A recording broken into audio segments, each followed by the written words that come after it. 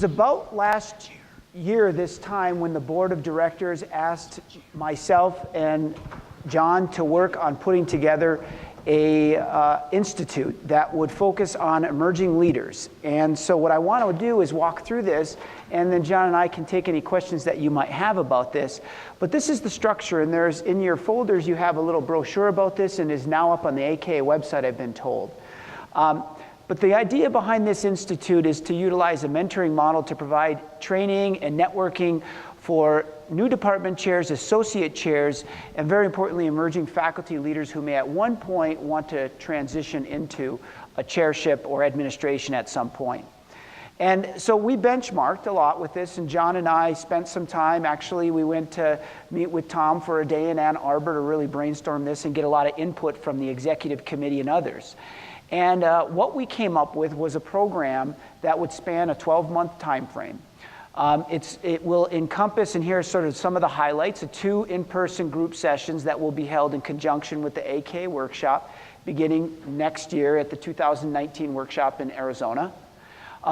There will be bi-monthly webinars with other fellows and a facilitator in each one of those to discuss some leadership topic, and I'll share some of those with you in a moment. And then bi-monthly one-on-one calls with a senior mentor to discuss a case scenario that related to the previous month's webinar, but also just a little bit of time to seek input on any local challenges or questions or career development questions that the fellow might have. A couple more key aspects of the program. We will always be providing ahead of the webinars key resources, often in the form of peer review publications from KR or Quest or other outlets, leadership higher education outlets, or case studies, and these will all be provided before the webinars begin. And then finally, mentors will be assigned in consultation with each of the fellows at the end of the first installment of when we meet at AKA in 2019. We're going to be striving for a ratio of no more than 2 to 1 fellows per mentors. Any of the quality fellowship programs that we benchmarked against were all very small in size. And so to start out with, we're going to be accepting applications for this fellowship and limiting it to 10 the first year to see how it goes. So that means we're going to be looking for a minimum of 5 mentors to assist with this program. So in January 2019, the webinar we will have one webinar that will actually be held before the workshop, and this will be one on the history and challenges faced by kinesiology.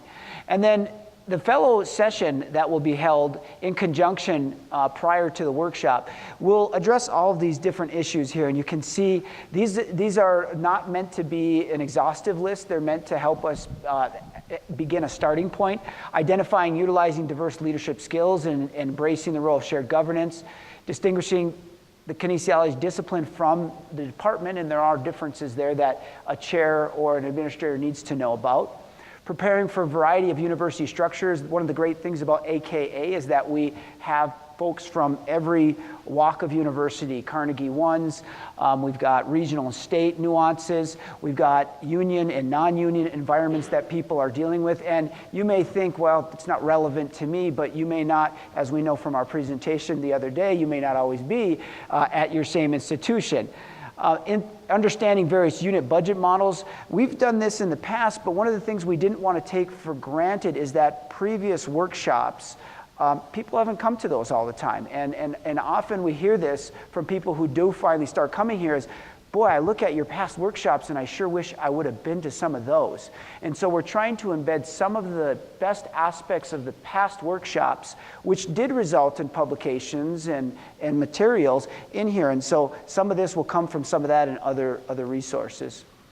The fellows will then go through a pre-workshop of their choice. There's always 2 pre-workshops in the AKA leadership workshop.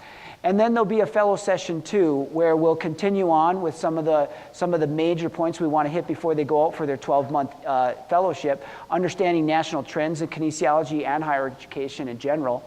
Transitioning to a chair, what are some of the nuances and differences if you're transitioning from a chair within a same institution versus maybe going to a new institution? There can be very, very different challenges and opportunities that you'll encounter. Hiring, managing, and evaluating faculty and staff, that will be a major topic for the next year's workshop, actually. And then dealing with legal issues and avoiding legal pitfalls.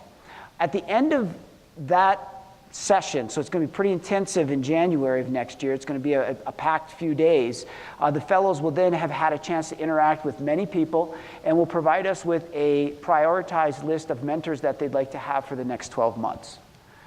And these are the 7 webinars, and we're actually open to exploring other webinars, but these are the ones that we as an executive committee agreed are very fundamental to anybody who might want to pursue this.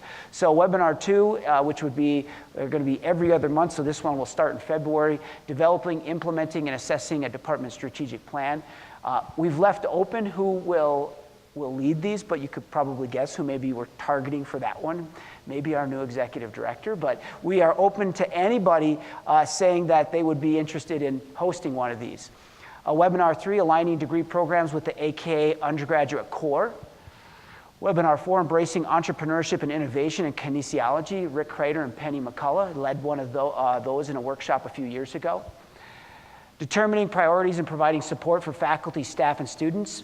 Building and supporting diversity and inclusion, which is a theme across all of our meetings. And I hope you've appreciated the programming and the explicit desire to include issues related to diversity and inclusion in that programming. And then balancing your administrative and faculty responsibilities. And we know this can sometimes be balancing it with your research agenda, balancing it with your service agenda, balancing it with your teaching. And so there's a lot of things that could come about from that particular one. Fellows will come back in January 2020, actually be much more of a celebration time than it will be anything else. We will get the fellows together for a lunch to reflect on the lessons and the take-home messages from the fellowship, develop next steps for continued professional development, and then we will want them at the leadership workshop in 2020, which will include recognition and certification. We will ask all fellows to have an exit interview with the AK Executive Director and the Institute co-organizers. So what's required? This is the application process. It's outlined on the website as well. We're asking for a cover letter detailing the motivation and commitment to the fellowship, as well as, very importantly, outlining the sources of funding for the fellowship. And you'll see in a minute, we're not trying to make money off of this thing, but you will have to, as you can see, travel to a couple AK conferences, and there is a small program fee. Curriculum vitae, and 3 letters of support, including one from your dean and supervisor, and I would hope maybe some of the support comes from that, but we didn't want to presume that. Some application materials will be due to Kim Scott by May 15th of this year. We will use the summer executive committee meeting in June to make the final selections, and so people will know by early July whether or not you'll be in this program. The cost of the program is $750. Very importantly, we want it understood that the program fee is not used to compensate any co-directors or mentors. The individuals who have agreed to be a part of this, we've heard from a few people on our board who are eager to be mentors, are doing this out of a genuine desire to give back to the field and to help grow the next step of leaders in our field, because we're going to need that.